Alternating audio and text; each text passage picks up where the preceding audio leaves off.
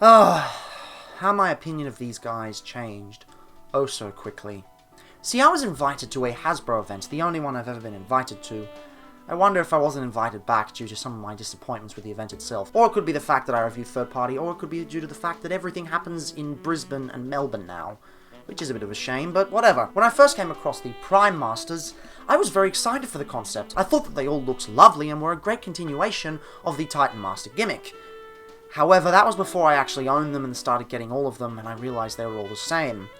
Buying the same figure again and again and again is tedious, and it's really annoying. One time it may be good, but if you do it constantly, it'll just be boring. So is that what happened with the Prime Masters?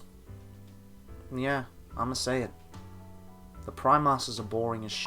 So a quick heads up before I start off this review, I was unable to find the Pretender shell for Submarauder. I was able to find pretty much every conceivable part of all the 7 Prime Masters that were released, but for some bizarre reason Submarauder just went missing right after I finished filming the main introduction segments, so unfortunately I'm going to have to do with the rest of them being reviewed. Not that it matters, as I'll get into in a moment. So starting off with Cloudburst, who is pretty much the frontrunner for the Prime Master line. Basically they're Pretenders with a new name, and right off the bat with this guy you can see some of the issues. Overall it is a pretty nice design, but it's just so generic. There's not much sculpting to it. A lot of the Titan Masters that you would receive would come with some really awesome sculpted detail, and it's just not present on these things. I mean, well, there is sculpted detail, but it's just very generic in comparison.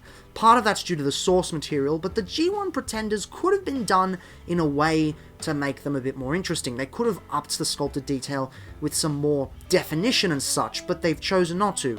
They've chosen to go for the base accuracy, and that's a bit of an issue. Of course, much like every Titan Master, the Prime Masters transform by curling over like that. The articulation's basically already been discussed in previous videos, so I'm not going to go over it here. And you see the problem. This gimmick is so bloody stupid. This is supposed to be a Prime Master, and it's supposed to represent one of the 13 Primes. What we're supposed to have here is Micronus Prime, and this is supposed to represent one of the Primes. Really? It's supposed to be an avatar of one of the original Transformers, one of the most powerful beings in the galaxy, and this is what we get. A tiny f***ing brick. What were the designers smoking? Now, there are 3 different methods in which you can like a toy. The first one is the fiction behind it. No, I think the fiction of this is pretty stupid, and if you want to look at any media surrounding it, well, there's the Machinima cartoon, so no, I don't think anyone's going to enjoy that. The second one is character-based. Well, these are Pretenders, so I don't think that's going to happen. So the third one, which is what I usually use to collect, is how good is the toy itself. If the toy isn't great, then there really isn't any point, but we'll see. We'll see how good the supposed toy is. Cloudburst has a Pretender shell, which is pretty clean from the front at the very least.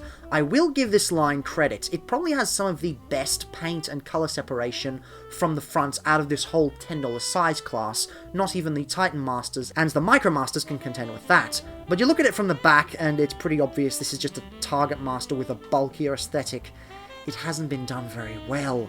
And not to mention, I'll get into the articulation later, but the articulation is pretty piss poor. When this guy is in robot mode, you want to open up the cavity here, and then sit it in there, like so, and close it up.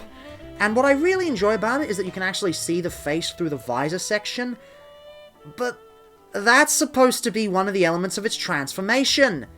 That's bloody ridiculous. I mean, yes, Pretenders in general are a pretty simplified design, but at the very least the Pretenders had to fold up much more. And the Pretenders on their own actually had, well, rather but they did have alt modes on the side as well. This just doesn't. I don't know why it doesn't.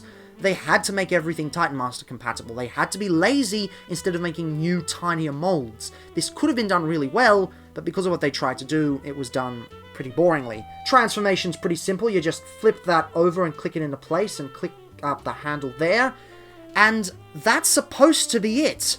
It's a Target Master, and Target Masters in themselves aren't that great, but this is pretty obviously just a robot lying down. They haven't even bothered to do anything with the arms.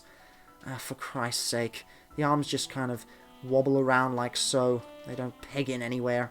And that's not even the official mode. The official mode is much dumber. You end up taking the Titan Master, the Prime Master, because they're totally different, out of the cavity, transforming it into cube mode, and then pegging it on the back here like so? Like, what the f***?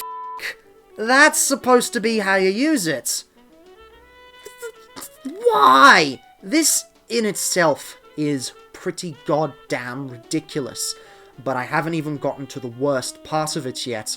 But credit where's credit's due. I do like the fact that they've got machine guns over here. It is pretty nice in that instance. But before we get into the real issues of this line, size comparisons. Here he is with your standard Legion figure, your standard Legends figure, your standard Siege Micromaster, and I've switched from Crater Maker to Ironworks over here because, well, I know it's Iron Tread, but I couldn't find Crater Maker, so I'm now using this for the remaining size comparisons, I suppose. Your not-so-standard LEGO minifigure, and Crumbs, so it's basically the same size as a G1 Micromaster. But here's the main problem. This guy on his own is pretty bloody boring. There's nothing to enjoy here in terms of the toy. Now imagine that 7 times. Introducing Skullgrin. He's got somewhat alright sculpting on the Titan Master. The overall Pretender shell looks boring, and his combined weapon mode is bloody ridiculous.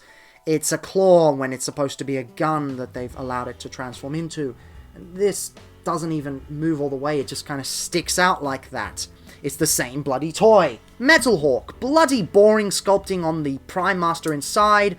Alright paint and sculpting on this, but as much as I hate the overall thing that they did in Titan's Return for Metal Hawk, I do prefer it to this. The gun mode is bloody boring, it turns into a space rifle, it's the same bloody toy. Never mind that we had an awesome Cybertron landmine toy that they could take inspiration from. G1 landmine has boring sculpting on the inside, the overall Pretender shell has some really nice painting, but it's mostly color correction, and oh look, it's a retool of Metal Hawk. The gun is the exact same, except poorly painted, it's the same bloody toy! I don't have Submarauder, but it's the same bloody toy! Bombburst is a slight retool of Skullgrin, the inner robot is f***ing boring, you close it up and the outer robot is boring, except for the cool wolf face, they haven't painted the claw the same way, it's the same toy! Bludgeon had a brilliant Robots in Disguise toy, but now has been reduced to a lifeless husk. He's not a retool, thankfully, and he's got some great sculpting on the inside, great sculpting on the outside with great paint. The gun mode is a nice reference to some of the ancient Japanese weaponry, but it's the same toy! Octopunch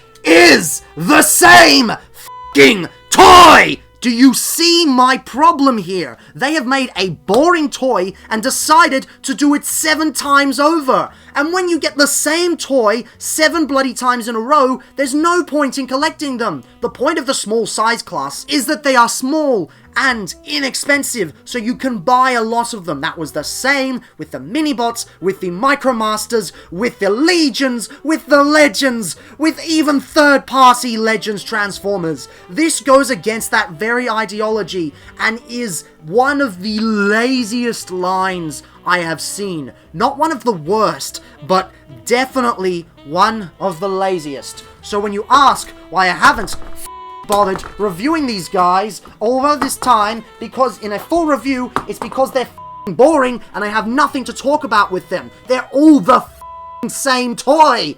Why? They're just the same figure. Again, and again, and again. And once you do the same thing so many times, it just becomes white noise. And that is pretty much what Power of the Primes was, for better or worse. White noise. Several of the figures were fine, some of them were bad, but there wasn't anything that truly stood out, aside from maybe Predaking and some of the other Legends figures. Not the Prime Masters, the actual Legends figures. The reason I didn't do a full review on these is because there's just not much to be said. They're all exactly the same, and you just go through the same concept for each and every one of them. And although the paintwork is probably the best we've seen in this size class, there's just not much to them. If you have to get one, maybe get one. But after that, I highly recommend not collecting these. When the original G1 Pretenders have more variety, even though they aren't as good technically, well then, you know, something's been messed up. But I need to pick me up. All this talk about Prime Masters being boring has gotten me down. Let's go to truly one of the best figures from Power of the Primes, or one of the best molds, and discuss both versions, because apparently this marathon's about discussing both versions of the figures. Let's do this tomorrow.